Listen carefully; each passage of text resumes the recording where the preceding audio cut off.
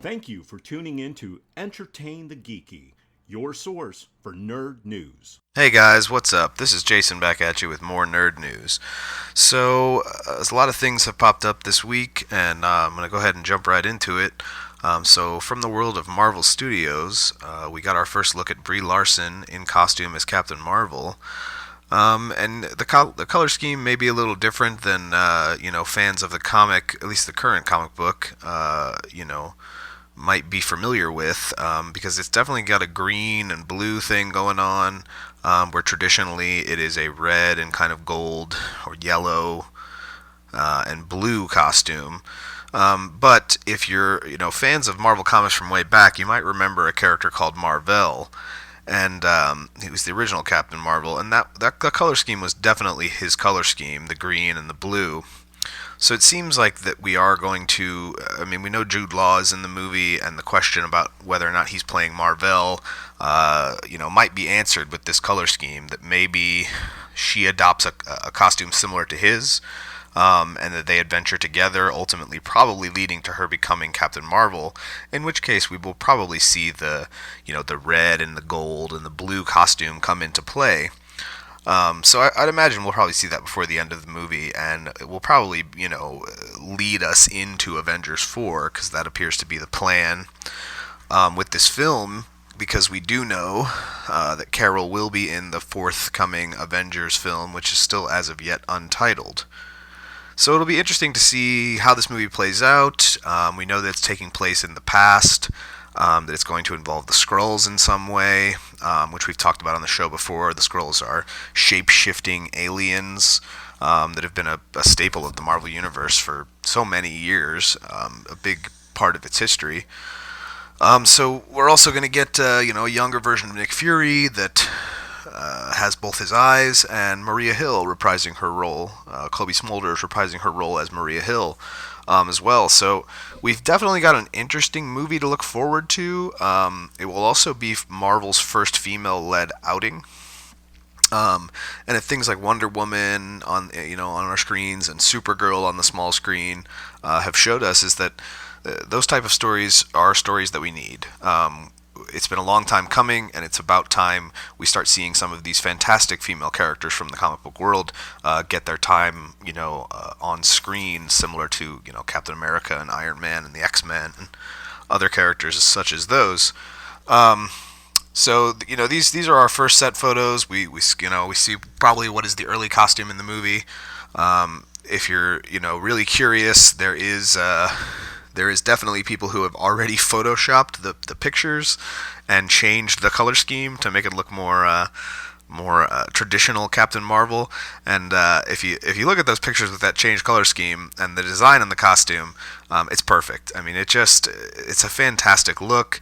It really captures the look of Carol from the comic world, while still retaining that kind of Marvel Studios functionality in costuming. They've had some costumes over the years that haven't really stood up. I mean, the first Avengers movie, Captain America's costume was a little, I don't know, I think it was a little too comic book maybe. It just didn't seem like a functional costume, whereas like his World War II version that he wore in the original movie had a much more functional kind of wartime fatigue thing going on. But subsequent versions of Captain America's costume have been fantastic. So it definitely seems like Captain Marvel will be following in that tradition of a costume that tries to capture its comic book origin while still remaining a functional thing that a real person could wear. And it just looks great. I honestly cannot wait to see this movie. We've got all the way till 2019 to wait for it. But by then we'll have seen Black Panther, Avengers Infinity War, and Ant-Man and the Wasp. So we've got a lot to look forward to while waiting around for Captain Marvel, which will hit our screens in early 2019. So moving over to the video game world, I've talked briefly on the show before about how I feel about the remakes and remasters that we have going on in this world. And there was rumor that Resident Evil 2 was going to get remade to coincide with the 20th anniversary of Resident Evil. And, a lot of it was just conjecture and reading into subtle things that the company was tweeting. But it seems as if we are going to be getting that fabled Resident Evil 2 remake, if some new information is to be believed, that talks about what the game will share with the original Resident Evil and what it will deviate from. So it appears as though they're kind of go with a control scheme similar to Resident Evil 4. At least that's what they're attempting to do. So gone will be those kind of fixed cameras that kind of change to different angles as you're moving through the environments. Will be a similar Resident Evil 4 style with kind of an over-the-shoulder thing. And take this with a grain of salt, right? These are just rumors. Gone, something that I was really surprised to see, and I hope is not actually true, is they're removing the zapping system of the game, which, if you're familiar with how the story worked, you selected your character at the beginning of the game. It was either Leon Kennedy or Claire Redfield, and you very shortly into the game meet the other character, and then shortly thereafter get separated from one another. And as you play through the game, you kind of cross paths, you communicate, you're working together to try to get out of the hellish nightmare that is Raccoon City now. And ultimately you do, and then if you loaded that save data from the finale of that character's game, you would then play the other game with the other character. So whichever character you choose, you always ended up going through the narrative in the same way. But once you reloaded that save data after beating the game one time, you got to play it from a different perspective, where the person that got separated from you and was just a secondary character in the game now becomes your character. And then you kind of get to see their side of the whole story, which I think was a really, really cool gameplay element that, honestly, coming out of the PlayStation era, definitely changed how we play those kind of horror survival games. And if it's true, what the reports was saying is that they might be removing the zapping system and replacing it with more of a interaction between the two characters throughout the narrative, and that's fine, I guess, really, as long as the narrative still remains the chilling kind of Resident Evil classic storytelling that we remember, that they've recently brought back with Resident Evil 7, quite expertly.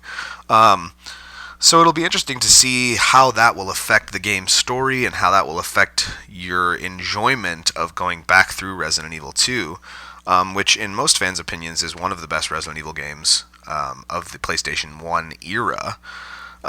So, again, I've talked before about how I feel about remakes, and I think that we are perpetually nostalgic for the lost times in our lives. That's not to say that things aren't good and can be continually good long after their original release, but is it worth seeing Capcom do a remake of one of their classic games, or is it worth seeing them maybe work on the next game in the series, or even a new intellectual property from their company? Would be interesting to see, because some of the games that Capcom have released have been some of the best games released for console systems and even PC. So I definitely would like to see more new content. But in this day and age, it seems like we will get remake after remake until people are just bored with remakes. So switching over to the comic side of things, you may have seen, if you're checking out the blog posts on entertainthegeeky.com, DC is reviving some kind of classic costume tropes from their characters' past. So the first announcement came when the solicitation and covers for Action Comics number 1000 were shown off, and we see now Superman is again wearing his red underwear on the outside of his tights, which is something that's been gone from his costume design since the New 52. So, that seems like a Rebirth in and of itself has really been an attempt by DC to show fans that they respect the source material and that they care very deeply about the continuity that they've spent a lot of time building.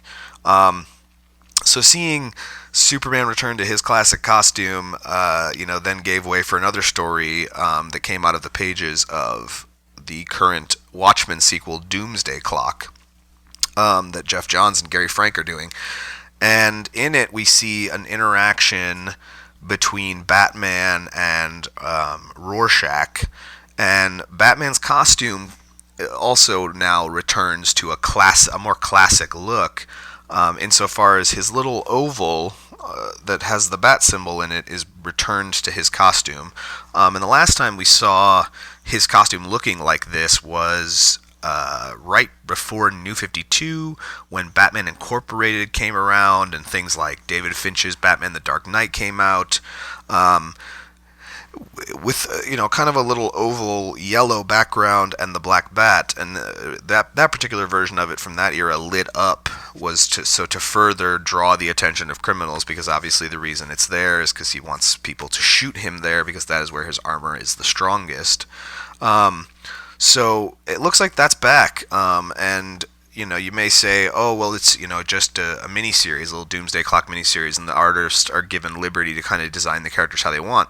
And while that is typically true, Gary Frank has gone on record and commented as saying that when the DC New Age of Heroes begins, which is kind of their post Dark Knight's Metal, Doomsday Clock, DC status quo, that will be the look of Batman's costume going forward. So we've seen, back in 2016, the end of 2016 when Rebirth started, and all throughout 2017, they really are doing a good job of trying to show that they still care about the old fans, and that they are still actively engaging in bringing in new fans. And returning to these kind of classic things, while it may seem silly and gimmicky, is kind of indicative of everything they've been trying to do, to show the fans that they are willing to embrace the things that once made them such a standout company in the comic world. So it'll be interesting to see where this leads us, and what other things will return to their kind of classic look. We've got Superman and Batman, the big ones. The next, obvious thing would be Wonder Woman. Is something about her book or her story or her characterization going to change to resemble something from the past? But I think Doomsday Clock and Dark Knight's Metal, Doomsday Clock just begun. I mean, we're 3 issues into a 12-issue maxi series, and Dark Knight's Metal is in the final few issues of its run that have yet to come out. 5 and 6, and then a one-shot called Dark Knight's Metal: The Wild Hunt, which is kind of mysterious at this point. There hasn't really been much information revealed about it, other than it's going to focus on the Dark Batman from the Dark Multiverse. So we'll definitely keep up with these things as they're going on, and definitely try to bring you guys the up to the minute updates about what's happening in the DC universe.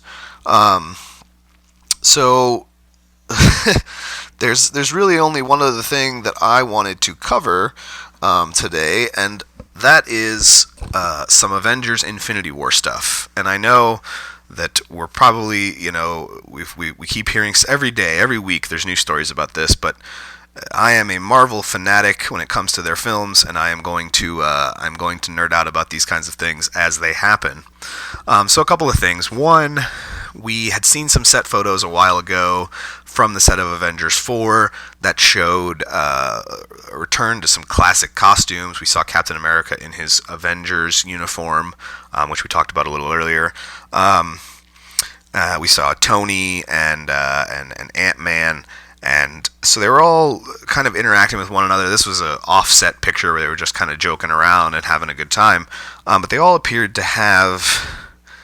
So what they look like is just kind of little round devices that they were wearing around their hands, which led to some speculation, especially with the classic costume stuff, that we might have some time travel going on, and that these might be like chronoton devices that measure where they are in the timeline and keep them, synced with their own timeline.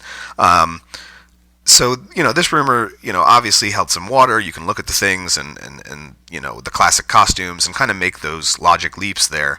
But one of the directors, Joe Russo, was interviewed and was commenting on the fact that, what people are guessing might not necessarily be accurate.